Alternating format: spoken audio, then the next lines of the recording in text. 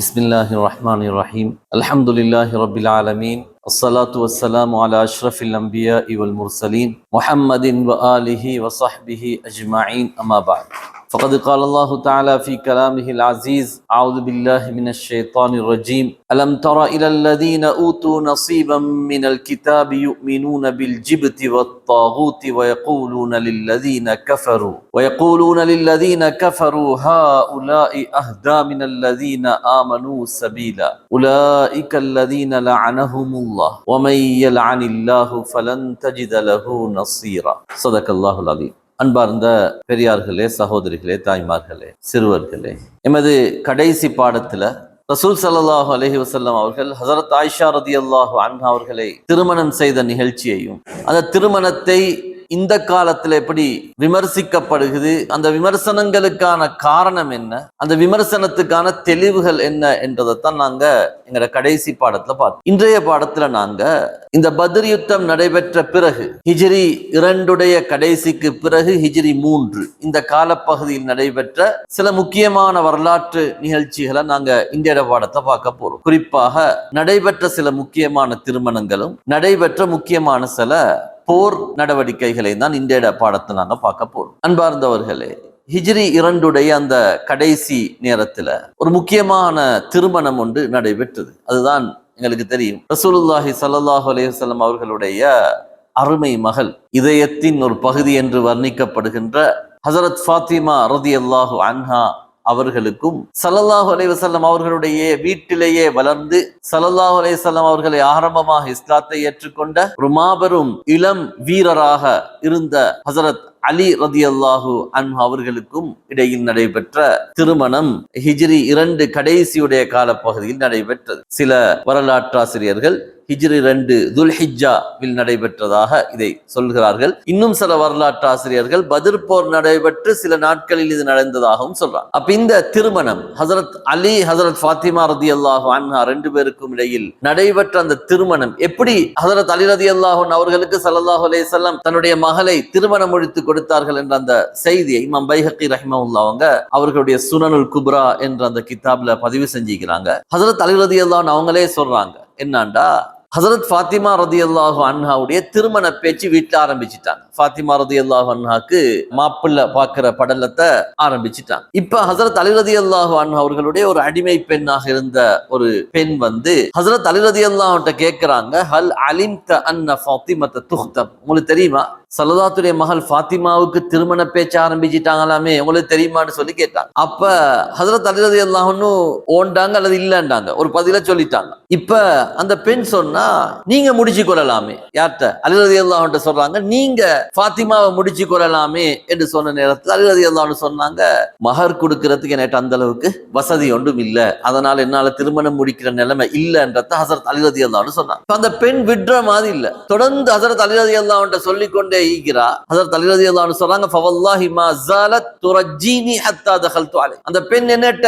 நீங்க முடிச்சா நல்லமே என்று சொல்லி என்ன ரொம்ப வற்புறுத்தி கொண்டிருக்கிற நேரத்துல ஏண்டே உள்ளத்துல பட்டுட்டு ஸல்லல்லாஹுடைய மகளை நாங்க போய் பெண் கேட்கலாம் என்று சொல்லி ஸல்லல்லாஹு அலைஹி வஸல்லம் அவங்களுடைய சபைக்கு போறாங்க, வீட்டுக்கு போறாங்க. போய் ரசூல் ஸல்லல்லாஹு அலைஹி வஸல்லம் அவங்களுக்கு முன்னால ஹஸரத் அலி ரலியல்லாஹு அன்ஹு உட்கார்றாங்க. சொல்றாங்க, ஜலஸ்து பைன யதைஹி உல்ஜிம்து ஹத்தா மஸ்ததஅத்துல் கலாம், நபி ஸல்லல்லாஹு அலைஹி வஸல்லம் அவர்களுக்கு முன்னால நான் உட்கார்ந்தேன், எனக்கு பேச்சு வரல, என்ற நாவ் அப்படியே அடப்பட்டு போன மாதிரி எனக்கு பேச்சொன்னும் வரல. ஏனென்றால் ஸல்லல்லாஹு அலைஹி வஸல்லம் அவர்களோடு நான் அவ்வளவு கௌரவமாக கண்ணியமாக பழகி கொண்டிருந்தேன். போய் எனக்கு உங்களோட மகளை நான் திருமணம் முடிக்கணும் என்று கேட்கிற அளவுக்கு எனக்கு தைரியம் இல்லை. ஹஸரத் அலி ரலியல்லாஹு அன்ஹு மாபெரும் வீரர், ஒரு பெரும் வீரர். போன பத்ர்லயும் பார்த்தோம், நேரடியான போர்ல பங்கெடுத்து எதிரி உத்பாவுடைய மகனை கொலை செஞ்சதெல்லாம் நாங்க பார்த்தோம். நிறைய போர்கள் இஸ்லாமிய வரலாற்று எடுத்துக்கொண்டா, உஹதாக இருக்கலாம், ஹந்தக்காக இருக்கலாம், கைபராக இருக்கலாம், நிறைய போர்கள்ல பயங்கரமான எதிரிகளை வீழ்த்தியது ஹஸரத் அலி ரலியல்லாஹு அன்ஹு. அந்த எதிர்த்தரப்பில் இருக்கக்கூடிய மிக மோசமான எதிரிகளோடு தைரியமாக யுத்தம் செய்கின்ற ஒரு வீரராக ஹஸரத் அலி ரலியல்லாஹு அன்ஹு இருந்தாங்க. ஆனா ஸல்லல்லாஹுடைய சபைக்கு முன்னால போய் அவங்களுக்கு பேச்சு வரல, அப்படியே உட்கார்ந்துட்டாங்க. ஸல்லல்லாஹு அலைஹி வஸல்லம் கேட்டாங்க, ஹல்லக மின் ஹாஜா, அலி உங்களுக்கு என்னமான தேவைக்குதா? நீங்க வந்து உட்கார்ந்துக்கிறீங்க, பேச பாக்குறீங்க, பேச்சு வருது இல்ல. ஹல்லக மின் ஹாஜா, உங்களுக்கு என்னமான தேவைக்குதான்னு கேட்கிறாங்க. ஒருக்க கேட்டாங்க, 2 முறை கேட்டாங்க, 3 முறை கேட்டாங்க. ரசூல் ஸல்லல்லாஹு அலைஹி வஸல்லம் அவங்களே விளங்கி கொண்டாங்க, அலி ரலியல்லாஹு அன்ஹு வெட்கப்படுறாங்கன்னு சொல்லி விளங்கி கொண்டு கேட்டாங்க ஸல்லல்லாஹு அலைஹி வஸல்லம், லஅல்லக ஜித்த தஹ்துபு ஃபாத்திமா, நீங்க ஃபாத்திமாவை பெண் கேட்டு வந்திருக்கிறீங்களான்னு கேட்டாங்க. ஸல்லல்லாஹு அலைஹி வஸல்லம் அவங்களே கேட்டாங்க, நீங்க ஃபாத்திமாவை பெண் கேட்டு வந்திருக்கிறீங்களான்னு கேட்டோன்னே ஹஸரத் அலி ரலியல்லாஹு அன்ஹு சொன்னாங்க, ஓ யா ரசூலல்லாஹ், நான் அதுக்கு தான் வந்திருக்கிறேன். கேட்டாங்க, ஃபாத்திமாவை திருமணம் முடிக்கிறதுக்கு மஹராக தாரத்து உங்கள்ட்ட ஏதாவது இருக்குதான்னு சொல்லி கேட்டாங்க. சொன்னாங்க, யா ரசூலல்லாஹ் மா இந்தி ஷை, என்கிட்ட மஹராக தாரத்துக்கு ஒன்றும் இல்லை. ஸல்லல்லாஹு அலைஹி வஸல்லம் கேட்டாங்க, ஃபமா ஃபஅல்த பித்திர்இல்லதி குன்து ஸல்லஹ்துகஹா, உங்களுக்கு நான் ஒரு நாள் யுத்தத்துல தந்தேன் ஒரு கேடயம் உண்டு, அந்த கேடயம் எங்கன்னு சொல்லி கேட்டாங்க. ஹஸரத் அலி ரலியல்லாஹு அன்ஹு சொன்னாங்க, யா ரசூலல்லாஹ், நீங்க திர்உன் ஹுதமியான்னு சொல்லக்கூடிய ஒரு சாதாரண அந்த கேடயத்தை தானே நீங்க கேட்கிறீங்க, அது வெறும்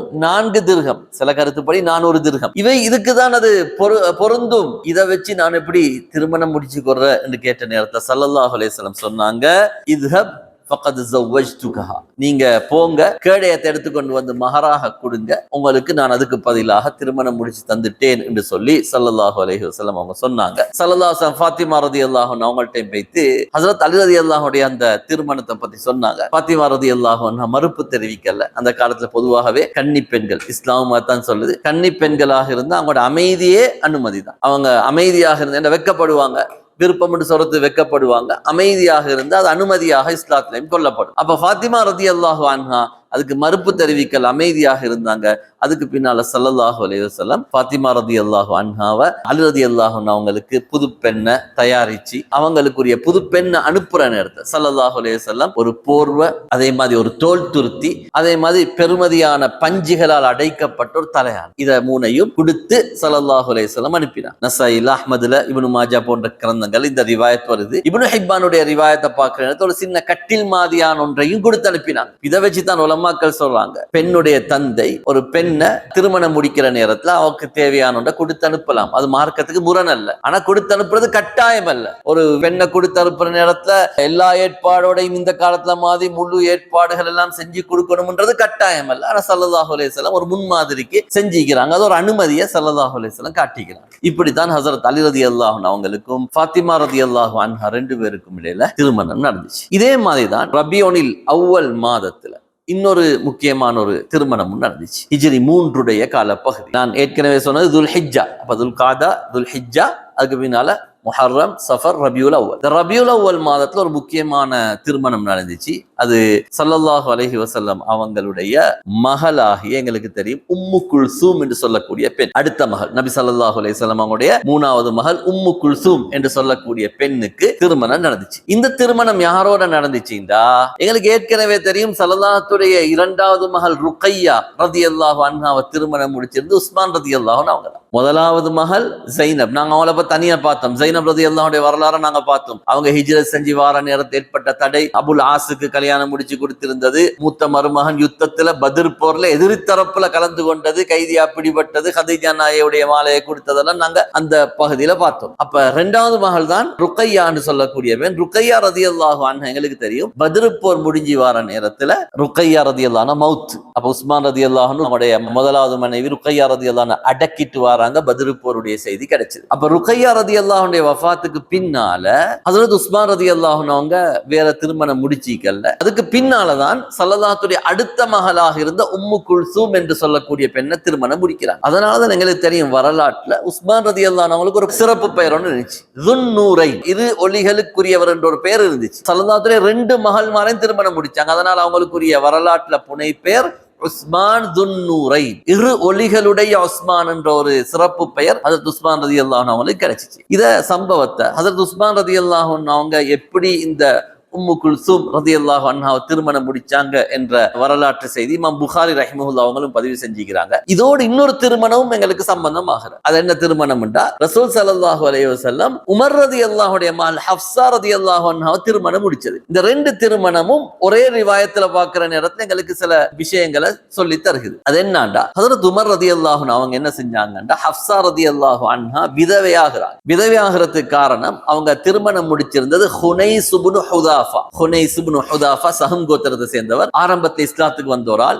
ஆரம்பமாக இஸ்லாத்துக்கு வந்து ஹிஜ்ரத் எல்லாம் செஞ்சு ஹபஷாவுக்கும் ஹிஜ்ரத் போன ஒரு நபித்தோழர் தான் ஹுனைஸ் இப்னு ஹுதாஃபா அஸ்-சஹ்மி என்று சொல்லக்கூடியவர். இவர் வந்து பத்ர் போர்ல கலந்து கொண்டார். இதுல ரெண்டு விதமான கருத்துக்கள் நாங்க பார்க்கலாம் வரலாற்று ஆசிரியர்கள்ட்ட. ஒரு சிலர் சொல்றாங்க இந்த ஹுனைஸ் என்றவர் பத்ர் போர்ல காயம் பட்டு மதீனால மௌத்தானார் என்ற ஒரு கருத்து மீக்குது. அப்படி வச்சு பார்க்கிற நேரத்துல தான் இந்த திருமணம் நாங்க சொன்ன இந்த காலத்துல நடைபெற்று இருக்குது. ஸல்லல்லாஹு அலைஹி வஸல்லம் அவங்களுக்கும் ஹஃப்ஸா ரலிக்கும் நடந்த திருமணம் இந்த காலத்துல நடைபெற்று. ஹுனைஸ் யாருண்டா உமர் ரலியல்லாஹுடைய மருமகன், ஹஃப்ஸா ரலியல்லாஹு அன்ஹாவுடைய கணவர் தான் நான் சொல்ற இந்த ஹுனைஸ் இப்னு ஹுதாஃபான்னு சொல்லக்கூடியவர். அப்ப சில வரலாற்று ஆசிரியர் சொல்றாங்க உஹதுக்கு பின்னால்தான் ஹுனைஸ் மௌத்தானார். அப்படி வச்சு பார்த்தா இந்த ரெண்டு திருமணமும் உஹதுக்கு பின்னால நடந்ததாக இருக்கும். அல்லாஹு அலம். நாங்க அந்த முதலாவது கருத்தை வச்சே சீராவுடைய இந்த வரலாற்று தொடரை நான் சொல்றேன். ஹுனைஸ் இப்னு ஹுதாஃபா பத்ர் போருக்கு பின்னால மௌத்தாகிறாரு. ஹுனைஸுடைய மனைவி தான் ஹஃப்ஸா ரலியல்லாஹு அன்ஹா, உமர் ரலியல்லாஹுடைய மகள் ஹஃப்ஸா. ஹஃப்ஸா ரலியல்லாஹு அன்ஹா விதவையானொன்னே உமர் ரலியல்லாஹு வாப்பதானே, அவருக்கு கவலை எப்படி சரி என் மகளுக்கு இன்னொரு திருமணம் செஞ்சு கொடுக்கணும். இப்ப ஹஸரத் உமர் ரலியல்லாஹு யார்ட்ட போறாங்கண்டா உஸ்மான் ரலியல்லாஹு போறாங்க. உஸ்மான் ரலி பெண்ணது மனைவி இழந்துக்கிறாங்க. ருக்கையா ரலியல்லாஹு இழந்து அடுத்த திருமணம் முடிக்காமிக்கிறாங்க. உமர் ரலியல்லாஹு போய் ஹஸரத் உஸ்மான் ரலியல்லாஹு கேட்டாங்க, உஸ்மான் என்ற மகள் ஹஃப்ஸா ஈகிறா, இன் ஷித்த அன்கஹ்துக ஹஃப்ஸா பின்த் உமர், என்ற மகள் ஹஃப்ஸாவை உங்களுக்கு விருப்பம்னா நான் முடிச்சு தாரேன். ஹஸரத் உஸ்மான் ரலியல்லாஹு போய் யார் கேட்கிறாங்க? உமர் ரலியல்லாஹு கேட்கிறாங்க, என்ற மகளை விருப்பம்னா உங்களுக்கு முடிச்சு தாரேன்னு கேட்கிறாங்க. உஸ்மான் ரலியல்லாஹு சொன்னாங்க சஅன்துரு ஃபி அம்ரி, யோசிச்சு சொல்றேன், எனக்கு உடனே சொல்லலாம், யோசிச்சு சொல்றேன்னு சொல்றாங்க. கொஞ்ச நாள் போகுது. உஸ்மான் ரலியல்லாஹு வந்து சொன்னாங்க, நான் யோசிச்சு பார்த்தேன், பதாலி அல்லா அத்தஸவ்வஜ யௌமி ஹாதா, எனக்கு இந்த காலத்துல கல்யாணம் முடிக்கிற ஒரு சிந்தனை இல்ல, நான் கொஞ்சம் லேட் ஆகி முடிக்கிற என்று சொல்லி அந்த விஷயத்தை பிட் போடுறாங்க. அதாவது உஸ்மான் ரலியல்லாஹு தனக்கு இந்த திருமணத்துல விருப்பம் இல்லைன்னு சொல்றாங்க. இப்ப உமர் ரலியல்லாஹு யார்ட்ட போறாங்க? அபூபக்கர் ரலியல்லாஹு போறாங்க. அபூபக்கர் ரலிட்ட போறாங்க. அபூபக்கர் ரலியல்லாஹு போய் அதே விஷயத்த சொல்றாங்க, உங்களுக்கு விருப்பம் உண்டா இன்ஷித்த அன்கஹ்துக ஹஃப்ஸா, விருப்பம் உண்டா உங்களுக்கு என்னுடைய மகள் ஹஃப்ஸாவை திருமணம் முடிச்சு தாரேன் என்று சொல்றாங்க. இதுல நாங்க கவனிக்க வேண்டிய இன்னொரு பகுதி, நான் ஏற்கனவே போன பாடத்தில் சொன்னதுதான், ஹஸரத் அபூபக்கர் ரலியல்லாஹு உமர் ரலியை விட வயசு கூட, 10 வருடங்கள் மேல கூட உமர் ரலியல்லாஹு விட. ஏண்டா அபூபக்கர் ரலி மௌத்தானது 63 வயசுல, உமர் ரலியல்லாஹு மௌத்தான் 63 வயசுல. அப்ப உமர் ரலியல்லாஹு ஏற்கனவே என்னது 10 வருஷம் ஆட்சி செஞ்சுட்டு தான் மௌத்தானாங்க. சுமார் 10 வருடங்கள் அபூபக்கர் ரலியை விட உமர் ரலி வயதுல குறைவு. ஆனா தன்னுடைய மகளை யாருக்கு திருமணம் பேசுறாங்க? உமர் ரலியல்லாஹு அபூபக்கர் ரலிக்கு பேசுறாங்க. அப்ப வந்து அன்றைய கலாச்சாரத்துல அது ஒரு பிரச்சனையாக இருக்கல. அதை நாங்க போன பாடத்திலும் சொன்னோம். அப்ப அபூபக்கர் ரலியல்லாஹு என்னண்டா நீங்க முடிச்சுக்கொறீங்களான்னு கேட்ட நேரத்துல அபூபக்கர் எந்த பதிலையும் சொல்லல, அப்படியே மௌனமா போயிட்டாங்க. உமர் ரலியல்லாஹு சொல்றாங்க, உஸ்மான் உங்களை மகளை முடிக்கலா என்று சொன்ன மறுப்பை விட அபூபக்கர் ரலியல்லாஹுடைய மௌனம் எனக்கு கடுமையான வருத்தத்தை தந்துச்சு. நான் எதிர்பார்க்கல அபூபக்கர் ரலி இப்படி மௌனித்து கொண்டு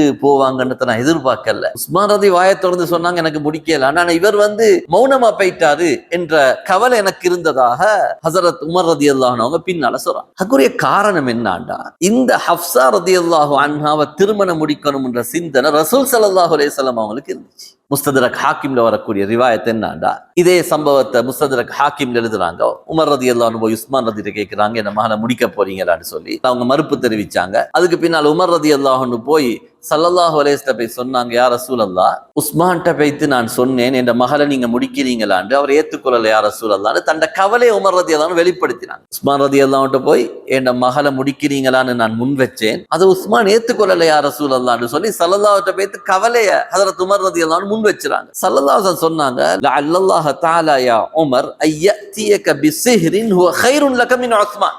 அற்புதமான வார்த்தை. ஸல்லல்லாஹு சொன்னாங்க, உஸ்மான் சில நேரம் அல்லாஹ் உனக்கு ஒரு மருமகனை தரையலும், உஸ்மானை விட சிறந்த ஒரு மருமகனை உங்களுக்கு தரையலும், அதனால நீங்க இதை கவலைப்பட வேணாம்னு சொல்லி சொன்னாங்க. அல்லாஹ் உங்களுக்கு உஸ்மான் ரலியை விட சிறந்த ஒரு மருமகனை தரலாம், அதனால நீங்க கவலைப்பட வேணாம்னு சொல்லி சொன்னாங்க. அதுக்கு பின்னாலதான் ஸல்லல்லாஹு அலைஹி வஸல்லம் அவங்க உஸ்மான் ரலியல்லாஹு அன்ஹு அவங்களுக்கு தனது மகள் உம்மு குல்சூமை முடிச்சு கொடுத்தாங்க. ஸல்லல்லாஹு அலைஹி வஸல்லம் உமர் ரலியல்லாஹு அன்ஹு மகள் ஹஃப்ஸாவை திருமணம் முடிச்சாங்க. இதுல என்ன விஷயம் என்றா, உஸ்மான் ரலிக்கு ஹஃப்ஸாவை விட சிறந்த மனைவி அல்லாஹ் கொடுத்தான். சல்லல்லாஹுடைய மகள் உம்மு குல்சூம் அல்லாஹ் கொடுத்தான். ஹஃப்ஸாவுக்கு உஸ்மானை விட சிறந்த கணவராக ஸல்லல்லாஹு அலைஹி வஸல்லம் அல்லாஹ் தஆலா கொடுத்தான். அல்லாஹ்வுடைய ஹிக்மத், ஆரம்பத்தில் அந்த திருமணங்கள் நடக்கல, பின்னால் அல்லாஹ் தஆலா 2 பேருக்கும் 2 கிடைக்க இருந்ததை விட சிறந்த ஜோடுகளை அல்லாஹ் தஆலா கொடுத்தான். அபூபக்கர் ரலியல்லாஹு அன்ஹு சொல்றாங்க இந்த சம்பவத்தை. ஸல்லல்லாஹு அலைஹி வஸல்லம் ஹஃப்ஸா ரலியல்லாஹு அன்ஹாவை திருமணம் முடிச்ச பிறகு அபூபக்கர் ரலியல்லாஹு அன்ஹு உமர் ரலியை சந்திச்சு சொன்னாங்க, உமர் லஅல்லக வஜத்த அலைய ஹீன அரல்த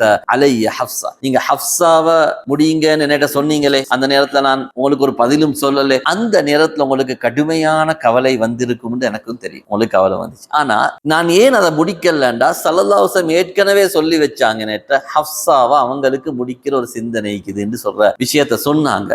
நான் அந்த ரகசியமாக சொன்ன என்னுடைய தோழர் அன்பு நபி ஸல்லல்லாஹு அலைஹி வஸல்லம் மா குன்து லி உஃப்ஷிய சிர்ர ரசூல் ஸல்லல்லாஹு அலைஹி வஸல்லம், நபி அவங்களுடைய அந்த ரகசியத்தை வெளிப்படுத்த நான் விரும்பவும் இல்லை, அதனாலதான் நான் ஹஃப்ஸாவை எனக்கு முடிச்சுக்கிற விஷயத்தை நான் உடன்படல, ஸல்லல்லாஹு அலைஹி வஸல்லம் அப்படி முடிக்காமல் இருந்திருந்தா நான் முடிச்சிருப்பேன் என்று சொல்லி ஹஸரத் அபூபக்கர் ரலியல்லாஹு அன்ஹு அவங்க பின்னால காலத்தை சொல்றாங்க. இந்த திருமணத்துல முக்கியமான விஷயம் என்னன்னா, ஹஃப்ஸா ரலியல்லாஹு அன்ஹா மிகப்பெரிய தியாகி. காரணம், அந்த ஹுனைஸ் இப்னு ஹுதாஃபா என்று சொல்லக்கூடியவரோட வாழ்ந்தாங்க, அவரும் ஷஹீதாகிட்டாங்க, ரொம்ப கவலையில் இருந்தாங்க. ஹஃப்ஸா ரலியல்லாஹு அன்ஹா பத்தி வரலாற்று எழுதுறாங்க, சவ்வாமா கவ்வாமா, அதிகமா நோன்பு பிடிப்பாங்க, அதிகமாக நின்று வணங்குவாங்க. ஒரு கட்டத்துல பின்னால கட்டத்துல ஸல்லல்லாஹு அலைஹி வஸல்லம் தலாக் சொல்ல வேண்டிய ஒரு நிலைமை வந்த நேரத்துல கூட ஸல்லல்லாஹு அலைஹி வஸல்லம் தலாக் சொல்லிட்டு ஹஃப்ஸாவை மீட்டி கொண்டாங்க. சொன்னாங்க, அல்லாஹ்வுடைய கட்டளை வந்திருக்குது, ஹஃப்ஸாவை மீட்டி கொள்ளுமாறு, ஏனென்றா அவளுக்கு இபாதத் செய்யக்கூடிய பெண் என்றதை ஸல்லல்லாஹு அலைஹி வஸல்லம் சொன்னாங்க. அது மட்டுமல்ல, ஹஸரத் உமர் ரலிக்கும் நபி ஸல்லல்லாஹு அலைஹி வஸல்லம் அவங்களுக்கும் இடையில் இருந்த நெருக்கம் எங்களுக்கு தெரியும். உமர் ரலியல்லாஹு அன்ஹு ஆரம்பத்தில் இஸ்லாத்தை ஏற்றுக்கொண்டு இஸ்லாத்துக்காக கடும் தியாகங்கள் செஞ்சு மிகப்பெரிய அர்ப்பணிப்புகள் செஞ்சதான் உமர் ரலியல்லாஹு அன்ஹு. அபூபக்கர் ரலியல்லாஹு அன்ஹு அவங்களுக்கு நபி அவங்களோட, அபூபக்கர் தைம் கோத்திரம், நபி அவங்களோட ஒரு மிக நெருக்கமான உறவு கிடைச்சிட்டேன். ஆயிஷா நாயகி வந்து ஸல்லல்லாஹு அலைஹி திருமணம் முடிச்சதோட தைம் கோத்திரத்துக்கும் ஹாஷிம் கோத்திரத்துக்கும் ஸல்லல்லாஹு அலைஹி வஸல்லம் அவங்களுக்கும் உறவு உண்டாகிட்டு. உமர் ரலியல்லாஹு அன்ஹு அவங்களுக்கும் ஸல்லல்லாஹு அலைஹி வஸல்லம் அவங்களுக்கும் குடும்ப உறவு ஒன்றும் இல்லை. ஹஃப்ஸா ரலியல்லாஹு அன்ஹா திருமணம் முடிச்சதன் மூலமாக உமர் ரலியல்லாஹு அன்ஹு ஸல்லல்லாஹு அலைஹி வஸல்லம் அவர்களுக்கு குடும்ப ரீதியிலையும் நெருக்கமானவர்களாக மாறுறாங்க. இது உமர் ரலியல்லாஹு அன்ஹு அவங்களுக்கு கிடைச்ச மிகப்பெரிய பாக்கியம். என்றா அவங்க ஹஸரத் ஸல்லல்லாஹு அலைஹி வஸல்லம் அவங்களுக்கு அவங்களுடைய எல்லா விஷயத்துல நெருக்கமாக இருந்தாங்க, குடும்ப உறவுல நெருக்கம் இல்லாம இருந்தாங்க. ஸல்லல்லாஹு அலைஹி வஸல்லம் குடும்ப உறவிலையும் ஹஃப்ஸா ரலியல்லாஹு அன்ஹா திருமணம் முடிப்பதன் மூலமாக உமர் ரலியை நெருக்கி கொண்டார்கள் என்ற ஒரு பெரிய ஒரு சிறப்பொண்டி. எனவே இப்படியான சில முக்கியமான திருமணங்கள் தான் இந்த ஹிஜ்ரி 2க்கு பிற்பட்ட ஹிஜ்ரி 3க்கு இடைப்பட்ட காலத்தில் நடைபெற்றது. அதுக்கு பின்னால நடந்த ஒரு முக்கியமான வரலாற்று சம்பவம் தான் ஹிஜ்ரி 3 அந்த கால பகுதியில் எங்களுக்கு தெரியும் பத்ர் போருடைய வெற்றி. பத்ர் போருடைய வெற்றியால எல்லாரும் பயந்து இருந்தாங்க, குறிப்பாக யூதர்கள் பயந்து போனாங்க. முஸ்லீம்கள் வந்தாங்க, சிறுமையான நிலைமையில இருந்தாங்க, பாதிக்கப்பட்ட நிலைமையில இருந்தாங்க, அவங்களுக்கு மதீனாவாசிகள் இடம் கொடுத்தாங்க, அது வரைக்கும் சரி. ஆனா இவங்க இப்ப வைத்து அன்றைய அரபுலகத்தின் ஒரு பெரிய முக்கிய ஸ்தலமாக இருந்த காபாவை காக்கக்கூடிய பெரிய புகழாரம் பேசிக்கொண்டிருந்த குறைஷியர்களுக்கு அடிச்சு நொறுக்கிட்டு வந்த பிறகு யூதர்களுக்கு முஸ்லீம்களோட பயம் உண்டாயிற்று.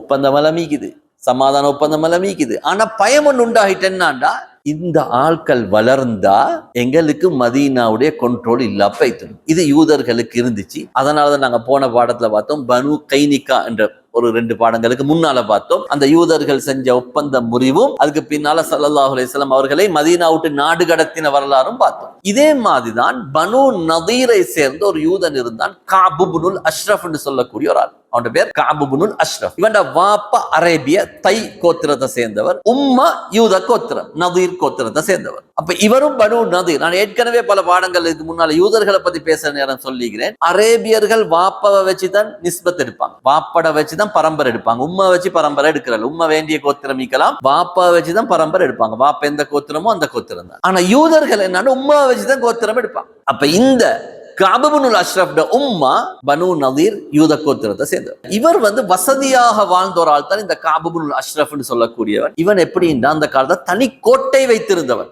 யூதர்களுக்கு கோட்டை இருந்துச்சு, ஆனா சில யூதர்கள் வசதி படைத்தவர்களுக்கு எப்படி இருந்துச்சுன்னா தனியான கோட்டை வச்சிருந்தாங்க. வசதி வாய்ப்புலையும் பொருளாதாரத்திலையும் பெரிய நிலைமையில் இருந்தவங்க தனியான கோட்டை வச்சு பாதுகாப்பெல்லாம் வச்சு வாழக்கூடிய நிலைமையில் இருந்த ஒரு மாபெரும் அன்றைய பனு நதீருடைய ஒரு தலைவராக கருதப்பட்டவன் தான் இந்த கஅப் இப்னுல் அஷ்ரஃப். இவன்ட்டு இருந்த ஒரு சிறப்பம்சம் என்னன்னா இவன் அழகான தோற்றம் உள்ளவன். இவன் கொஞ்சம் பெரிய வளர்த்தியான அழகான தோற்றம் உள்ளவன். அதே மாதிரி இவன் சிறந்த கவிஞன், நல்லா கவி படிக்கக்கூடிய ஒரு ஆளு தான் இந்த கஅப் இப்னுல் அஷ்ரஃப் என்று சொல்லக்கூடியவன். இவனுக்கு இந்த பெரிய ஒரு பயம் ஒன்று உண்டாகிச்சு. என்னாண்டா, முஸ்லீம்களுடைய இந்த வளர்ச்சி எங்களை அடிச்சிடும், எங்கட பொருளாதாரத்தை இல்லாமல் ஆக்கிடும். வசதி உள்ளவங்களுக்கு தானே கூட பயம், எங்கட ஈக்கிற செல்வம் இழந்துடுவோம். ஏழைக்கு பெரிய பயம் இல்ல, அவன் இழக்கிறதுக்கு ஒன்றும் இல்லை. அப்ப இவருக்கு பயம் என்னாண்டா, எங்கட சொத்துக்களை நாங்க இழந்துடுவோமோண்டு பதிரு போருக்கு பின்னால இவர் என்ன செஞ்சானுண்டா, குறைஷியர்களை தேடி போனான். எங்களுக்கு தெரியும் ஆரம்ப ஒப்பந்தமே என்ன, மதீனாவுடைய எல்லைய விட்டுட்டு வெளியில போறதாக இருந்தா நபி அவங்கள்ட்ட அனுமதி எடுக்கணும். அடுத்தது எந்த காரணம் கொண்டும் குறைஷியர்களோட எந்த நட்பும் வச்சக்கூடாதுன்றதான் ஒப்பந்தம். அப்ப இவன் பகிரங்கமாக அந்த ஒப்பந்தத்தை உடைச்சி கொண்டு பட்டப்பகல்ல எல்லாருக்கும் தெரிகிற விதத்துல இவன் குறைஷியர்கள்ட்ட போறான். யார்? இந்த காப் இப்னு அஷ்ரஃப்னு சொல்லக்கூடியவர். அங்க போய் என்ன செய்யறான் என்றா, குறைஷியர்களுடைய அன்றைய தலைவராக இருந்த அபு சுஃபியான் இப்னு ஹர்ப் என்று சொல்லக்கூடிய எங்க வலமேல பாடத்துல வரக்கூடிய அந்த அபு சுஃபியானை சந்திக்கிறார். சந்திச்சது மட்டுமல்ல, அபு சுஃபியானோட பேசுறார். பேசிக்கொண்டிருக்கிற நேரத்துல அபு சுஃபியான் கேட்கிறார் இவர்கிட்ட, அன்ஷுதுக்கல்லாஹ், நான் சத்தியம் பண்ணி உங்கள்கிட்ட கேட்கிறேன், அதீனுனா அஹப்பு இலல்லாஹி அம் தீனு முஹம்மத், அல்லாஹ்விடத்துல எங்கட மார்க்கம் குறைஷியர்களாகிய சிலை வணங்கக்கூடிய எங்கட மார்க்கம் சிறந்ததைக்குமா அல்லது தீனு முஹம்மத், முஹம்மது ஸல்லல்லாஹு அலைஹி வஸல்லம் அவர்களும் அவர்களுடைய தோழர்களும் வணங்குற மார்க்கம் சிறந்ததைக்குமான்னு கேட்கிற நேரத்துல இந்த காப் இப்னு அஷ்ரஃப் என்ன பதில் சொன்னான்டா, உங்களோட மார்க்கம் தான் விருப்பம் வைக்கும். அதுக்கு அபு சுஃபியான் சில காரணங்களையும் சொன்னார். நாங்க என்ன செய்யறோம், ஏழைகளுக்கு சாப்பாடு கொடுக்கிறோம், நாங்க தண்ணிக்கு பகரமாக பாலை கொடுக்கிறோம், கொளுத்தொட்டகங்களை கூட நாங்க பயமில்லாம அறுத்து சாப்பாடு போடக்கூடிய அந்த அளவுக்கு கொடை வள்ளல்களாக இருக்கிறோம் என்றெல்லாம் சொல்ற நேரத்துல காப் சொல்றான், அல்லாஹ்விடத்துல உங்களோட மார்க்கம் தான் சிறந்த மார்க்கம் என்று சொல்லி சொல்றான். காபுக்கு நல்லா தெரியும் சல்லல்லாஹு நபி, நான் ஒரு நபி எதிர்பார்த்து கொண்டிருந்தாங்க. ஆனா இப்ப பத்ருல முஸ்லீம்களுக்கு வெற்றி கிடைச்சோன்னே அப்படியே மறுபக்கம் பெல்ட்டி அடிச்சு குறைஷியர்கள் சிறந்த மார்க்கம் என்று, சிலை வணக்கம் சிறந்தது என்று சொல்ற அளவுக்கு இவங்க மாறி போனாங்க. அல்லாஹு தஆலா குர்ஆனுடைய வசனத்தை இறக்கினான், அலம் தர இலல்லதீன ஊது நஸீபம் மினல் கிதாப், வேதம் கொடுக்கப்பட்டவர்கள் யுமினூன பில் ஜிப்தி வத்தாகூத், ஜிப்த் தாகூத் போன்ற சிலைகளை ஈமான் கொள்ள ஆரம்பிச்சிட்டாங்க. இவங்க வேதத்தை நாங்க கொடுத்தோம், இந்த எந்த நிலைமையில இருக்கிறாங்க, முஸ்லீம்களோடு உள்ள கோபத்துக்காக வேண்டி ஜிப்த் தாகூத் போன்ற சிலைகளை அவங்க ஈமான் கொள்ற நிலைமைக்கு வந்து வயகூலூன லில்லதீன கஃபரு, நிராகரித்தவர்களை பார்த்து சொல்றாங்க, அஹ்தாமினல்லதீன ஆமனு, ஈமான் கொண்ட ஆட்களை நீங்க தான் நேர்வழி இருக்கிறீங்க என்று முஷ்ரிக்களை திருப்திப்படுத்துறாங்க.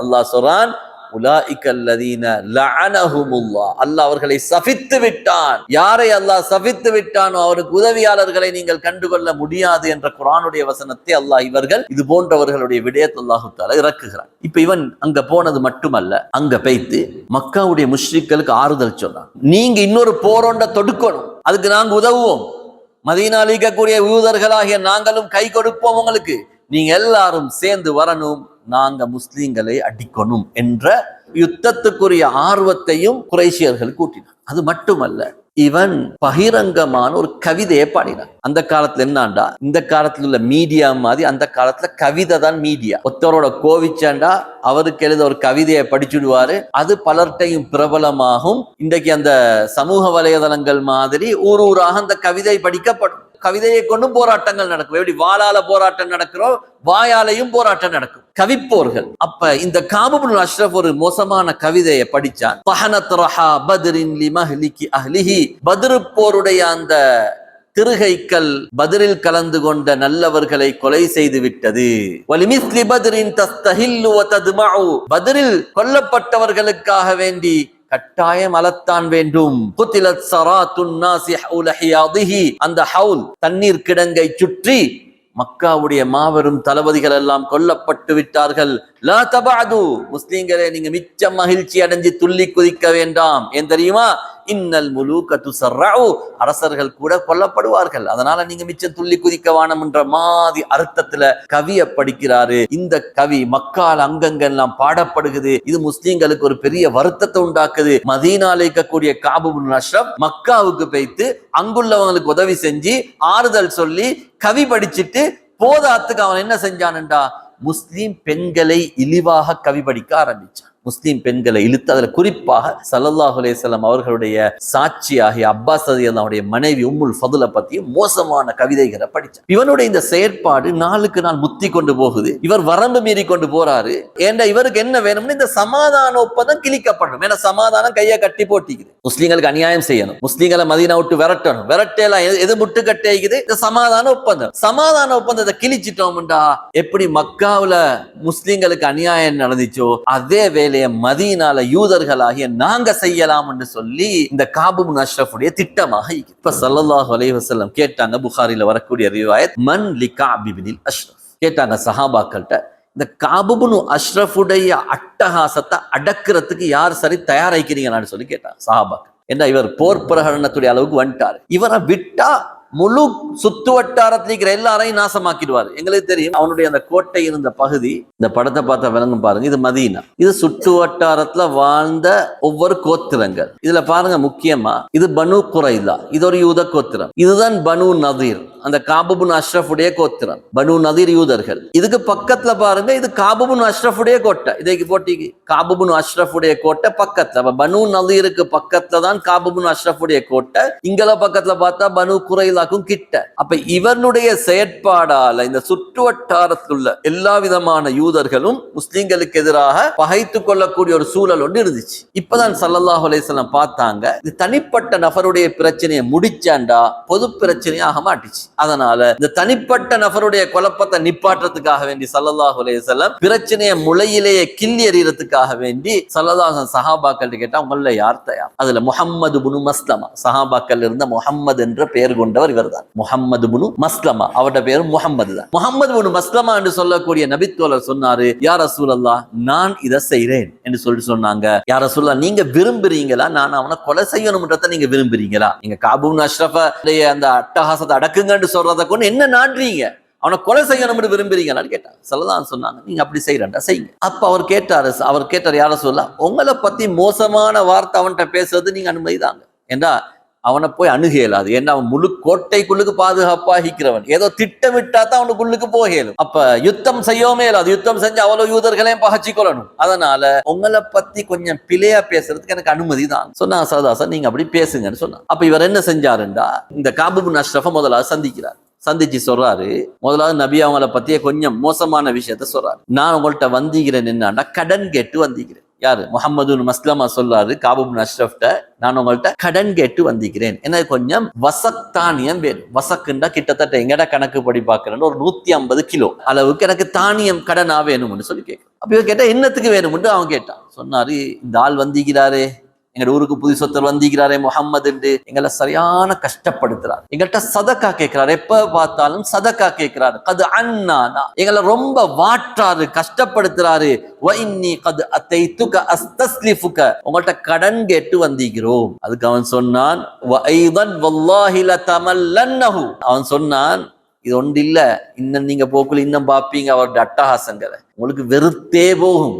இவருடைய அந்த விஷயங்களால நீங்க வெறுத்து போவீங்க என்று அவன் சொன்னான். முஹம்மது பின் மஸ்லமா சொன்னாரு, என்ன செய்ய, கதித்தபானாக அவரை பின்பற்றிட்டோமே, இப்ப எங்களுக்கு திடீர்னு முறிச்சு கொலையலா, கொஞ்சம் பாப்போம் எங்க வைத்து நிக்கிறாரு, நிலா ஐன யஸீரு ஷஅனுஹு, எங்க வைத்து அவருடைய பிரச்சனை நிக்குதுன்னு பாப்போமே, அது வரைக்கும் நாங்க கொஞ்சம் பொறுமை ஆயிக்கணும். இப்ப எங்களுக்கு அவரோடு உள்ள ஒப்பந்தத்தை முறிச்சு கொலையலா, அதனால கொஞ்சம் எங்களுக்கு தானியம் தாங்க, அவர் எங்கள்கிட்ட சதக்கா கேட்கிறாரு கொடுக்கணும்னு சொல்லி ஸல்லல்லாஹு அலைஹி வஸல்லம் அவங்கள கொஞ்சம் பொய்க்கி சித்தரிச்சு காட்டுறான். அவன் கேட்டான், உங்களுக்கு தானியம் தாரத்துக்கு எனக்கு அடமானமாக என்னமாலும் நீங்க தரணும், ரஹ்னா அடமானமா என்ன சரி தரணும். அவங்க கேட்டாங்க, ஐயஷையின் துரி, உனக்கு என்ன வேணும்? அவன் சொன்னான், உரீது நிசாக்கும், உங்களோட பெண்களை எனக்கு அடமானமாக வை. அதுக்கு அவர் சொன்னாரு, நீ ஒரு அழகான ஆள், அஜ்மலுல் அரப், அரபியர்கள் இருக்கிற ஒரு அழகான ஆள், ஒன்ன நம்பி எப்படி எங்கட பெண்களை தாரது, அதுண்டா நடக்காதுன்னு சொல்லி. அப்ப அவன் சொன்னான், அப்படின்டா இர்ஹனூனி அப்னாக்கும், உங்களோட ஆம்பளை புள்ளோங்களை அடமானமா கொண்டு வந்து வைங்க. அதுக்கு முஹம்மது பின் மஸ்லமா ரலியல்லாஹு சொன்னாங்க, எங்கட பெத்த புள்ளைய நாங்க எப்படி அடமானமா தார, நாளைக்கு யாராவது ஏசக்குள்ள எங்கட புள்ளவங்களுக்கு எப்படி ஏசுவாங்க தெரியுமா, நீ வந்து தானியத்துக்கு பதில் அடமானம் வச்சப்பட்டவன் தானே என்று சொல்லி எங்கட புள்ளவங்களை ஏசுவாங்க, அது எங்களுக்கு ஒரு 6 நாளைனா கேவலமாக இருக்கும், அதை எங்களால தாங்கிக் கொள்ளையலாம், அதனால அந்த கருத்துக்கு வரையலா, நாங்க வேணுமுண்டா எங்கள்கிட்ட ஆயுதங்கள், யுத்த ஆயுதங்கள், அதை உங்கள்கிட்ட அடமானமாக வச்சிரும். அப்ப அவனு சொன்னான், சரி அடமானமா வச்சுங்க. நேரத்தை குறிச்சு கொண்டாங்க, இரவுடைய நேரம்.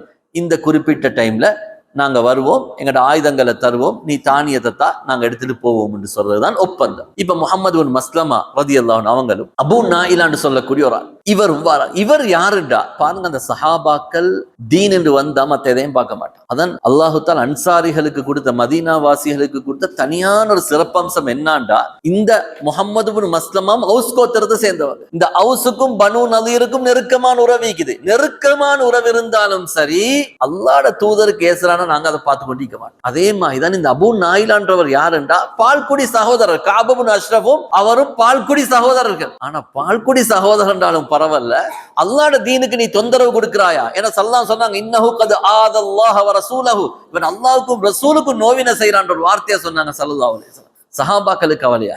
அப்ப அந்த அபூ நாயிலாவையும் கூட்டி கொண்டு போறாங்க. இன்னொரு கருத்துல வேற 3 பேர்களாக வந்திருக்குது. அபூ அப்ஸ் இப்னு ஜப்ர் என்று சொல்லக்கூடியவர், ஹாரிஸ் இப்னு அவுஸ் என்று சொல்லக்கூடியவரும், அப்பாத் இப்னு பிஷ்ர் என்று சொல்லக்கூடிய 3 நபி தோழர்கள் என்று சொல்லி வந்திருக்கு. அப்ப இவங்க எல்லாரும் போறாங்க. போய்த்து அவன்கிட்ட போற நேரத்துல அவன் மேலிருந்து இறங்கி வரான். ஒரு போர்வையை போத்தி கொண்டு, ரொம்ப வசதியானவன், அங்க இருக்கக்கூடிய ஆக பெருமதியான வாசனை அத்தர்களை பூசிக்கொண்டு வரான். அப்ப அன்றைய அரபியர்கள்ட்ட அத்தர்ன்றது இப்பயும் அப்படித்தான், அவங்களுடைய அந்த வசதிக்கேற்ற மாதிரி அந்த அத்தருடைய வாசம் இருக்கும். எவ்வளவு வசதியோ அதுக்கேற்ற மாதிரி பெருமதியான அத்தர்களை பாவிப்பாங்க. அப்ப இவனும் பெருமதியான அத்தரை பூசிக்கொண்டு இறங்கி வாரான். அந்த சபையே நல்ல கம கமண்டு வாசமாக ஈக்குது.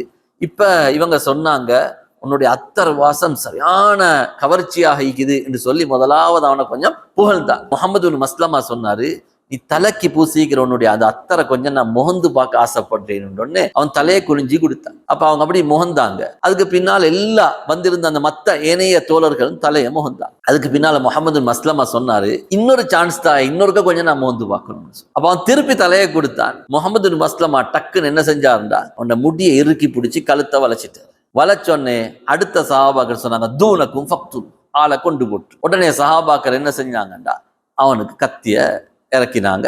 ஒரு பெரிய சத்தம் ஒன்று சத்தமிட்டான், ஒரு பயங்கரமான சத்தம். உடனே சுத்து வட்டாரத்தில் கோட்டைகள் எல்லாம் விளக்கெறிய ஆரம்பிச்சிச்சு இந்த சத்தத்தை கண்டு. உடனே அவங்க இறக்கின அந்த வாள் அப்படியே இறக்கி அவனுடைய வயிற்று கீழால கொண்டு போய் அவனுடைய மறைவான பகுதி வரைக்கும் ஆள் அப்படியே கொண்டுட்டு, இப்ப அந்த இடத்துல என்ன நடந்துச்சுன்னா, ஹாரிஸ் இப்னு அவுஸ்ன்றவருக்கும் வாள் காயம் ஏற்பட்டுச்சு. போன சஹாபிக்கும் வாள்ல காயம், அவட தலையில அல்லது கால்ல காயம், இவங்க வாளால அந்த சுத்துற நேரத்துல. அப்ப இவங்க அவசரமாக கோட்டையை விட்டு வெளியில வந்தாங்க. ஆனா ஹாரிஸ் இப்னு அவுஸுக்கு வந்து கொள்ள கிடைச்சல. இவங்க குறிப்பிட்ட ஒரு இடத்துல காத்திருந்தாங்க. அதுக்கு பின்னால ஹாரிஸ் இப்னு அவுஸும் வந்து சேர்ந்து ஸல்லல்லாஹு அலைஹி வஸல்லம் அவங்ககிட்ட போயிட்டு விஷயத்த சொன்னாங்க. ஸல்லல்லாஹு அலைஹி வஸல்லம் அவங்களுக்கு ஹதுவா செஞ்சாங்க. இப்படி கஅப் இப்னு அஷ்ரஃப் என்று சொல்லக்கூடியவன் கொலை செய்யப்படுகிறான். அதுக்கு பின்னால ஒரு யுத்தம் நடக்குது. கத்தஃபான் போர் என்று சொல்லக்கூடிய ஒரு போர் நடக்குது. கத்தஃபான் யுத்தம் அடுத்ததாக நடந்ததுதான் அந்த கத்தஃபான் போர். இது உங்களுக்கு பார்த்தா விளங்கும். மதீனாடு இந்த பக்கத்துல, மதீனாடு இந்த பக்கத்துல இருக்கக்கூடிய ஒரு பெரிய கோத்திரம் தான் கத்தஃபான். எப்படி குறைஷியர்கள் ஒரு பெரிய கோத்திரமோ அதே மாதிரி கத்தஃபான் என்றது ஒரு பெரிய கோத்திரம். கத்தஃபான் கோத்திரத்தார்கள் இருந்த 2 பிரதானமான உட்கோத்திரங்கள், முழு கத்தஃபானும் அல்ல, சஅலபா முஹாரிப் என்று சொல்லக்கூடிய 2 கோத்திரங்கள் என்ன செய்யறாங்கன்றா, முஸ்லீம்களுக்கு எதிராக யுத்தம் செய்யறதுக்காக வேண்டி ஒரு பெரிய படையை திரட்டி கொண்டு இந்த து அம்ர் என்ற இடத்துக்கு வராங்க. கத்தஃபான் கோத்திரம் அவங்களுக்கு கிட்ட உள்ள பகுதி தான். அப்ப இந்த செய்தி கேள்விப்பட்டோன்னே ஸல்லல்லாஹு அலைஹி வஸல்லம் என்ன செஞ்சாங்கன்னா, 450 வீரர்களோட அவசரமாக அந்த இடத்துக்கு புறப்பட்டாங்க. புறப்பட்டோன்னே முஸ்லீம்களுடைய இவ்வளவு பெரிய வீரர்களை கண்டோடனே கத்தஃபான் கோத்திரம் திருச்சோடி நிறைய பேர் மலைகளுக்கு மேலால மேறி கொண்டு தப்பி ஓடிட்டாங்க. இதுலயும் யுத்தம் சரியாக நடக்கல. இந்த போருடைய நேரத்தை ஸல்லல்லாஹு அலைஹி வஸல்லம் மதீனாவுக்கு பொறுப்பாக ஹஜ்ரத் உஸ்மான் ரலியல்லாஹு அன்ஹு அவங்களை நியமிச்சாங்க. இதுல ஜுபார் இப்னு ஸஅலபா என்று சொல்லக்கூடிய எதிர்த்தரப்புல ஒரு ஆள் பிடிபட்டார். ஒரே ஒரு ஆள் தான் கைதியா பிடிபட்டாரு. அந்த கைதிக்கு இஸ்லாத்தை சொல்லி கொடுத்த நேரத்தை அவர் இஸ்லாத்தை ஏற்றுக்கொண்டாங்க. பின்னால் பிலால் ரலியல்லாஹு அன்ஹு அவங்கள்ட்ட இருந்து தீனை படிச்சுக்கிற சந்தர்ப்பம் அவருக்கு கிடைச்சிச்சு. இது கத்தஃபானுடைய போர். இது போர் பெரிசாக நடக்கல. அதுக்கு பின்னால நடந்த ஒரு முக்கியமான யுத்தம் தான் ஸைத் இப்னு ஹாரிஸா ரலியல்லாஹு அன்ஹுடைய படைப்பிரிவு ஒன்று அனுப்பினாங்க ஸல்லல்லாஹு அலைஹி வஸல்லம். இது யாருக்குண்டா, இது ஒரு முக்கியமான வரலாற்று. பத்ர் போருக்கும் உஹது போருக்கும் இடையில நடைபெற்ற ஒரு முக்கியமான ஒரு போர் நிகழ்வு தான் இந்த ஸைத் இப்னு ஹாரிஸா ரலியல்லாஹு அன்ஹு அவர்களுடைய இந்த படை. அப்ப இந்த படையை அனுப்புறதுக்குரிய காரணம் என்னன்னா, குறைஷியர்கள் மக்கால வச்சு அவங்களுடைய கோடை காலம் வருது. கோடை காலத்துலதான் அவங்க பிரதானமாக ஷாமுக்கு வியாபாரத்துக்கு போவாங்க. மாரி காலத்துல யமனுக்கு போவாங்க. கீழ்ப்பகுதி தெற்கு பகுதியை நோக்கி போவாங்க. கோடை காலத்துல வடக்கு பகுதி ஷாமை நோக்கி அவங்களுடைய பிரயாண கூட்டங்கள் இருக்கும். பத்ர் போருக்கு பின்னால அவங்களோட ஷாமை நோக்கிய பயணங்கள் தடைப்பட்டு போயிட்டு. ஏன் நம்பிக்கையா பயணம் போக இயலாது, போனா முஸ்லீம்கள் இடையில வழிமறிச்சிடுவாங்கன்ற பயம். எங்களுக்கு தெரியும் பத்ரு போரே, அதான் அபூ சுஃபியானுடைய அந்த படையை வழிமறிக்க போனதில் ஏற்பட்டதுதான் பத்ரு போரே. அவங்களோட ஷாம் ரோட் இப்ப ஆபத்துக்குள்ளான பகுதியாக மாறிட்டு தைரியமாக வியாபாரத்துக்கு போகலாம். வியாபாரத்துக்கு போனா முஸ்லீம்களுடைய படை வழிமறிச்சிடும்ன்ற பயம் குறைஷியர்களுக்கு உள்ளத்துல இருந்து கொண்டே இருந்துச்சு. அது அவங்களுடைய பொருளாதாரத்தை அடியோட நசுக்கிச்சு. ஏன்னா அவங்களுடைய பொருளாதாரமே நம்பிக்கிறது வியாபாரத்தை வச்சுதான். அதுல குறிப்பாக யமன், ஷாமுடைய வியாபாரம். இப்ப யமனுக்கு மட்டும்தான் போகலும், ஷாமுக்கு போகலாம். இப்படியான ஒரு நிர்பந்தமான நிலைமை குறைஷியர்களுக்கு இருந்துச்சு. அப்ப குறைஷியர்கள் என்ன செஞ்சாங்கண்டா ஒரு வியாபார கூட்டம் ஒன்றை தயாரிச்சாங்க. அதுக்கு தலைவராக யாராக்கினாங்கன்னா சஃப்வான் இப்னு உமையா. இவர பேரை கேள்விப்பட்டிருப்பீங்க. இவர் தான் உமைர் இப்னு வஹப ஸல்லல்லாஹு கொலை செய்யறதுக்காக வேண்டி அனுப்பினவர். இவர் தான் காபா கிட்ட 2 பேரும் பேசிக் கொண்டிருந்தாங்க. உமையத் இப்னு ஹலஃபுடைய மகன் சஃப்வான் இப்னு உமையா. இவரை தலைவராக நியமிச்சு வியாபாரத்துக்காக வேண்டி அனுப்புற நேரத்துல இவங்களுக்குள்ள பெரிய பிரச்சனை என்னாண்டா எப்படி போறது. அப்ப சஃப்வான் சொன்னாரு, இன்ன முஹம்மதன் வ அஸ்ஹாபஹு, இந்த முகமது ஸல்லல்லாஹு அலைஹி வஸல்லம் அவருடைய தோழர்களும் எங்கட வியாபாரத்தை முழுமையாக நாசமாக்கிட்டான். பேண்ட இந்த தோழர்கள் எடுத்துக்கொண்டு நான் எப்படி போறது, எந்த வழியால போறது? கடலோர பக்கம் இப்ப எங்களுக்கு எந்த பாதுகாப்பும் இல்ல. கடலோரத்துல அவங்க ஒற்றர்கள் இருந்து கொண்டே இருக்கிறாங்க. போதாத்துக்கு எங்கட கடலோர வழியில் இருக்கக்கூடிய ஒவ்வொரு கோத்திரங்களும் முஸ்லீம்களோட ஒப்பந்தம் செஞ்சிருக்கிறாங்க. நிறைய பேர் இஸ்லாத்தை ஏற்றுக்கொண்டிருக்கிறாங்க. அதனால எங்களுக்கு இப்ப அந்த ரோட்டால பைத்து கொலையில்லாத நிலைமைக்குது. என்ன செய்வோம் என்று மஷூரா பண்ணி கொண்டிருக்கிற நேரத்துல அஸ்வத் இப்னு முத்தலிப் என்ற ஒரு நபர், இவர் அசத் கோத்திரத்தை சேர்ந்தவர், அஸ்வத் இப்னு முத்தலிப், இவர் ஒரு ஆலோசனை செய்யறார். என்னண்டா எங்கட ஷாம் நோக்கிய பாதை ஆபத்தானதுக்கு என்ன, எங்களுக்கு ஈராக் வழியா ஒரு பாதை ஒன்று இருக்குது. ஈராக் வழியாக ஷாமுக்கு போறதுக்கு ஒரு ரோட் இருக்குது. அந்த ரோட்ல போனா என்ன என்று சொல்லி அவர் சொல்றார், அது கொஞ்சம் தூரப்பாதை, முஸ்லீம்கள் அவ்வளவு தூரம் எல்லாம் ரிஸ்க் எடுத்து வந்து எங்களை தாக்க மாட்டாங்க. அதனால அந்த பாதையால போனா எங்களுக்கு ஷாமுக்கு போய்த்து சேரலாம் என்று சொல்லிட்டு சொல்றாரு. அதுல முக்கியமாக ஃபுராத் இப்னு ஹையான் என்று சொல்லக்கூடிய பக்ர் இப்னு வாயில் கோத்திரத்தை சேர்ந்த ஒரு வழிகாட்டியையும் அறிமுகப்படுத்தி கொடுக்கிறாரு. இந்த ஃபுராத்தோட போனா உங்களுக்கு ரோட்டையும் காட்டி தருவார். என்ன ரோட் தெரியாதானே வழியும் இல்லை, எந்த சமிஞ்சைகளும் இல்லை. அப்ப ஃபுராத் இப்னு ஹையான நீங்க கூட்டி கொண்டு போங்கன்னு வழியையும் காட்டி கொடுக்கிறான். குறைஷியர்கள் பார்க்கிறாங்க இது ஒரு நல்ல மஷூரா. ஏனென்றா எங்கட இப்ப பாதை தடைப்பட்டிருக்கிறதுனால இந்த பாதையால நாங்க போனா எங்களுக்கு ஓரளவு போகலாம். உங்களுக்கு பாதையை நான் காட்டுறேன், விளங்கும். இந்த பாருங்க, இதுதானே மதீனாட பகுதி.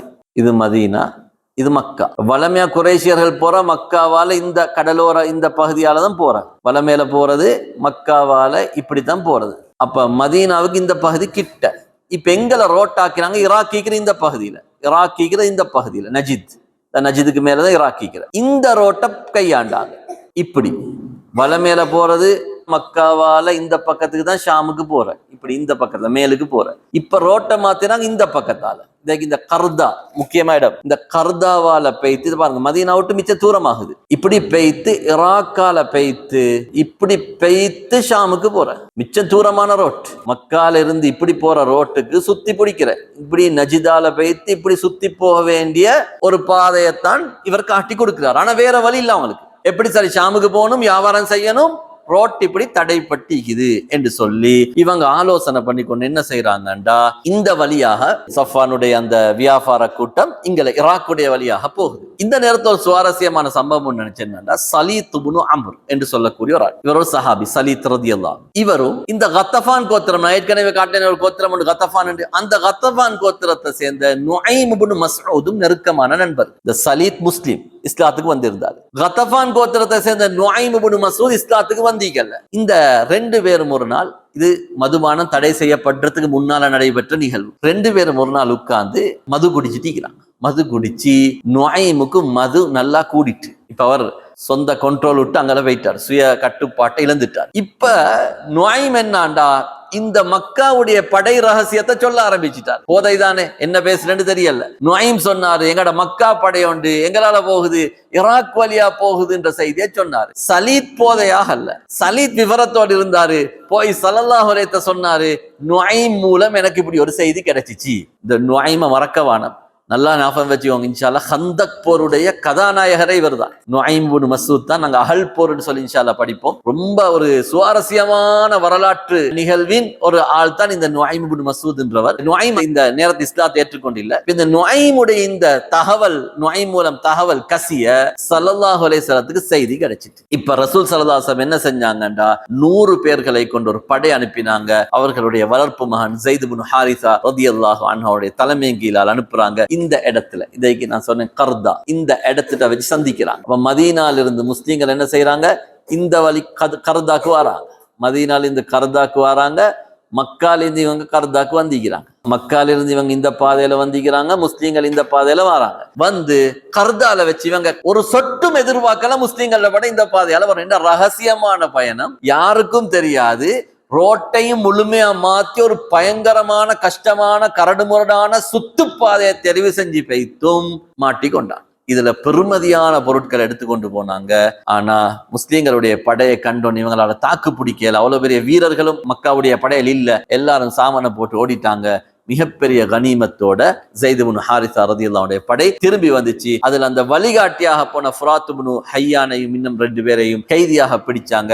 அதுக்கு பின்னால வந்து ஸல்லல்லாஹு அலைஹி வஸல்லம் கனிமத் பொருட்களை பிரிச்சு கொடுத்தாங்க. அப்ப இதுல முக்கியமான விஷயம் என்னண்டா, குறைஷியர்களுக்கு இந்த இழப்பு பத்ருக்கு பின்னால் சந்திச்ச ஒரு பெரிய இழப்பாக இருந்துச்சு. எந்த வழியும் இல்லை குறைஷியர்களுக்கு. இப்ப வியாபாரத்தை தொடர்றதுக்கான எந்த வழியும் இல்லை. இருக்கக்கூடிய எல்லா வழியும் அடப்பட்டுட்டு இப்ப அவங்க 2 ஆப்ஷன், 2 வழிதான் நீக்குது. அடுத்த கட்டத்துக்கு போறதுக்கு 2. ஒன்று, முஸ்லீம்களோட சமாதானம் செய்யும். முஸ்லீம்களோட ஒப்பந்தம் செஞ்சு உங்களோட மார்க்கத்துல நீங்கிறீங்க, எங்கட மார்க்கத்துல நாங்க இருக்கிறோம், எங்களுக்கு வழிய தாங்க, வியாபாரம் செய்யறதுக்கு வழியை விட்டு தாங்க என்ற இறங்கி போக வேண்டிய நிலைமை. அல்லது ஒரு பயங்கரமான போரொன்றை தொடுத்து முஸ்லீம்களை உலகத்துட்டு அழித்தொழித்து அவங்களோட பாதையை அவங்க சுத்தமாக்கி கொள்ள வேண்டிய நிலைமை. ஆனா மக்காவுடைய முஷ்ரிக்கள் 2ஆம் வழியை தெரிவு செய்யறாங்க. அதாவது யுத்தம் செய்வோம், பத்ரை விட ஒரு பயங்கரமான யுத்தம் செய்து இந்த தடவை எங்கட யுத்தம் எப்படி இருக்கணும்டா, அடியோட முஸ்லீம்களை வேறறுக்கக்கூடிய ஒரு போரை செய்யணும் என்ற முடிவுக்கு முஷ்ரிக்கள் வாராங்க. அந்த போரை தான் நாங்க இன்ஷா அல்லாஹ் உஹது போர் என்று இன்ஷா அல்லாஹ் நாங்க அடுத்த பாடத்தில் இன்ஷா அல்லாஹ் பார்ப்போம்.